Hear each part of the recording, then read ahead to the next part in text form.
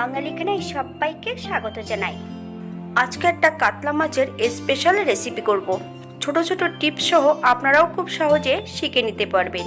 একঘেয়েমি মাছের ঝোল বা ঝাল খেতে কেউ পছন্দ করে না, তাই একটু নিত্য নতুন রান্না করলে খেতে কিন্তু খুবই সুন্দর লাগে। এতটাই সুস্বাদু খেতে আপনি একবার বানালে বারবার বানাবেন।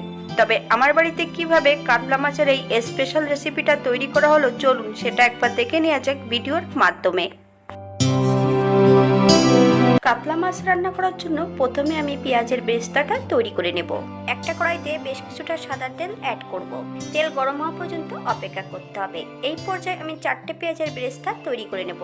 তবে কিন্তু এতটা বেরেস্তা আমি এই মাছটাতে ব্যবহার করব না, অর্ধেকটা ব্যবহার করব আর অর্ধেকটা আমি রেখে দেব। আজকে এখানে আমি রান্না করব সাদা তেল দিয়ে। আপনারা সরষের তেল দিয়েও রান্নাটা করে নিতে পারেন। বাঙালি রান্না ঘরোয়া উপকরণ দিয়ে। রান্নাগুলো যদি পছন্দ হয় তাহলে চ্যানেলটি সাবস্ক্রাইব করে দিয়ে পাশে থাকবেন। পাশে থাকা বেলটি বাজিয়ে দেবেন, নইলে নিত্য নতুন রান্না নোটিফিকেশন পাবেন না।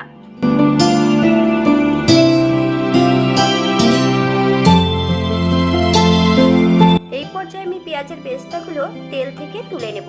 বেশ ভালো করে তেল ঝরিয়ে নিতে হবে।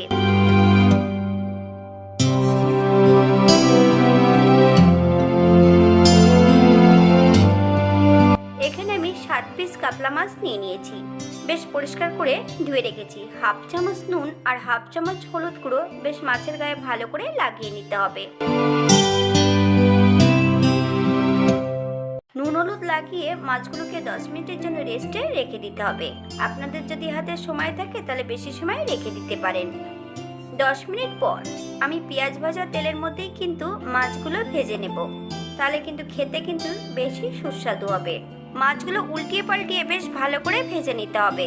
তবে আপনারা আপনাদের পছন্দ মতন মাছগুলো ভেজে নিতে পারেন। আমি এখানে পেটি এবং গাদা দু রকমেরই মাছ নিয়েছি। আপনারা শুধু পেটিটা দিয়েও করতে পারেন। মাছগুলো ভাজা হতে থাক, অপর দিক থেকে একটা মশলা তৈরি করে নেব।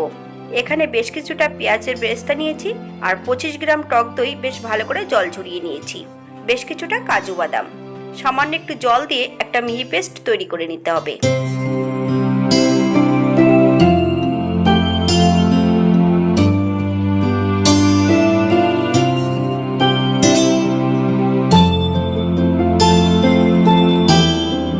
এই পর্যায়ে মাছগুলোকে একটু উল্টিয়ে দিতে হবে।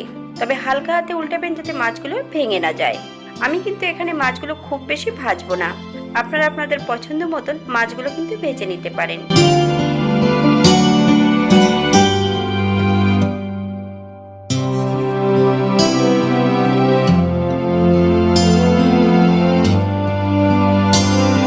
এই পর্যায়ে কিন্তু সম্পূর্ণ মাছগুলো তেল থেকে তুলে নিতে হবে।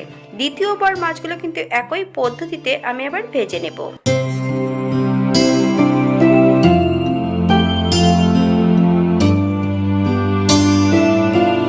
এই পর্যায়ে সম্পূর্ণ মাছগুলো কিন্তু ভাজা হয়ে গেছে। ইম্পর্টেন্ট হলো পেঁয়াজ ভাজা তেলের মধ্যে কিন্তু মাছগুলো ভাজতে হবে, তাহলে মাছের যে নিজস্ব গন্ধটা আছে সেটা কিন্তু থাকবে না।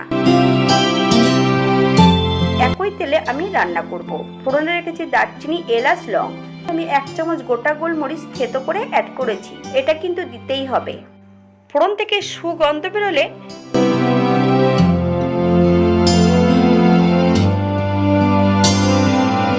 অপর দিক থেকে একটা মশলা আমি তৈরি করে নেব।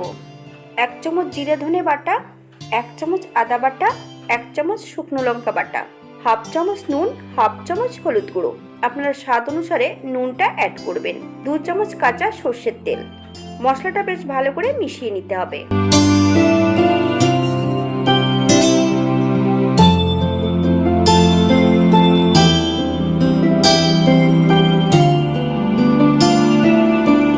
এই পর্যায়ে আমি ফোড়নের মধ্যে অ্যাড করে দেব। মিডিয়াম আছে 3 থেকে 4 মিনিটের মতো মশলাটা বেশ ভালো করে ভেজে নিতে হবে।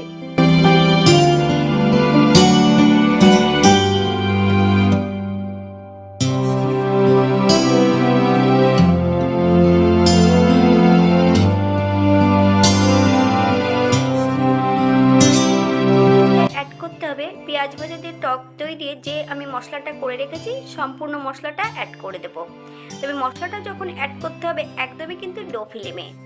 হাই ফ্লেমে অ্যাড করলে অনেক সময় টক দই দেওয়া আছে কেটে যেতে পারে। একদম লো ফ্লেমে বেশ কিছু সময় আমি রান্না করে নেব। মশলা ধোয়া বাটি থেকে বেশ কিছুটা জল অ্যাড করব। যতক্ষণ মশলা থেকে তেল না ছাড়ছে ততক্ষণ বেশ মশলাটাকে ভালো করে কষিয়ে নিতে হবে।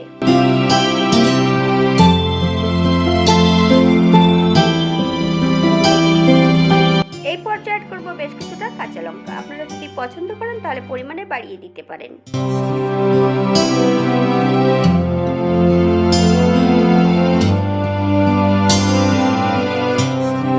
মশলা থেকে তেল ছেড়ে দিয়েছে। এই পর্যায়ে সম্পূর্ণ ভাজা মাছগুলো অ্যাড করতে হবে। মাছ ও মশলা সহ 5 থেকে 7 মিনিটের মতো মিডিয়াম আঁচে বেশ ভালো করে কষিয়ে নিতে হবে।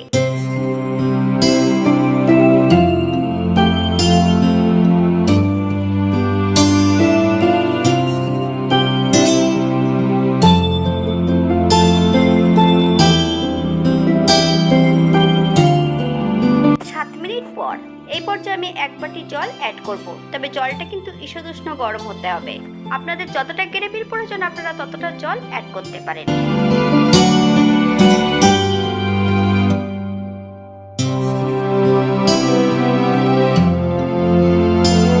হালকা হাতে নেড়েচেড়ে মাছগুলোকে সেট করে দিতে হবে। স্বাদ বাড়ানোর জন্য এই পর্যায়ে অ্যাড করব 1 চামচ চিনি। আপনারা যদি পছন্দ করেন তাহলে পরিমাণে বাড়িয়ে দিতে পারেন।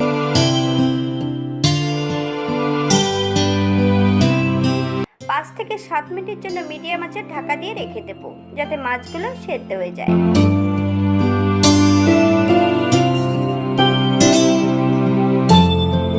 7 মিনিট পর আবারও বেশ 5 থেকে 7 মিনিটের মতন লো ফ্লেমে রান্না করে নেব।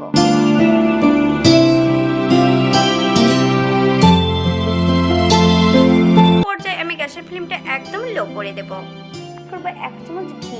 আপনারা যদি পছন্দ করেন তাহলে পরিমাণে বাড়িয়ে দিতে পারেন।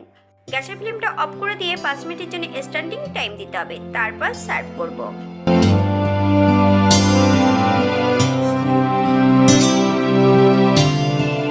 এটা দেখতে যেমন ভারী সুন্দর হয়েছে, এটা গরম ভাতে খেতে কিন্তু অসম্ভব ভালো। আপনারা একবার বাড়িতে একই পদ্ধতিতে একবার বানিয়ে নেবেন, খেতে কিন্তু খুবই সুস্বাদু। কাতলা মাছের কালিয়া সেদিন ছিল, সেটা আমার পেঁয়াজ রসুন ছাড়া। আজকে কিন্তু এটা কাতলা মাছের কালিয়া কিনা আমি ঠিক বলতে পারবো না, কিন্তু এটা খেতে কিন্তু খুবই সুস্বাদু। আমি আজকে এখানে রসুনটা অ্যাড করিনি। আপনারা যদি পছন্দ করেন তাহলে এখানে রসুনটা অ্যাড করতে পারেন। হাতে যদি সময় থাকে তাহলে একটা লাইক কমেন্ট শেয়ার করবেন। আজকের ভিডিওটি এই পর্যন্ত। সবাই সুস্থ থাকবেন, ভালো থাকবেন। অন্যদিন নতুন রেসিপি নিয়ে আপনাদের সামনে আবার আমি হাজির হব। নতুন ও পুরনো সকল বন্ধুদের অসংখ্য ধন্যবাদ ভিডিওটি দেখার জন্য।